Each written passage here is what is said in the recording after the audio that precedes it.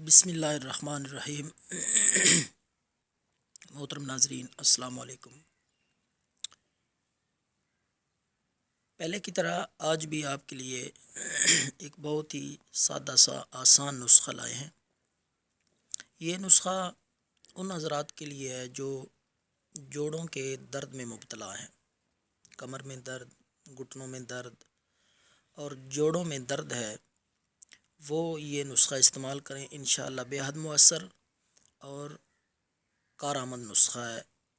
حیرت انگیز اثرات رکھنے والا یہ جادوئی نسخہ خود بھی استعمال کریں اور دوسروں سے شیئر کریں۔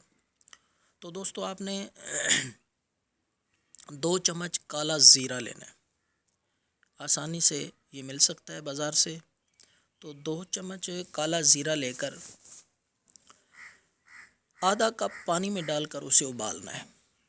2-3 بار جب ابالے آ جائیں تو اتار کر اسے چھان لیں، پانی علیحدہ کر لیں۔ اس پانی میں آپ نے آدھا کپ دودھ، نیم گرم دودھ اس میں ڈال لینا ہے۔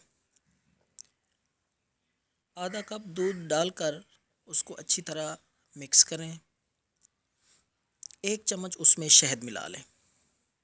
نسخہ آپ کا تیار ہے، مریض کو پلائیں اور یہ عمل تقریباً آپ نے 10 یا 12 دن کرنا ہے، اور 2 دفعہ یہ نسخہ دن میں تیار کر کے پلائیں مریض کو۔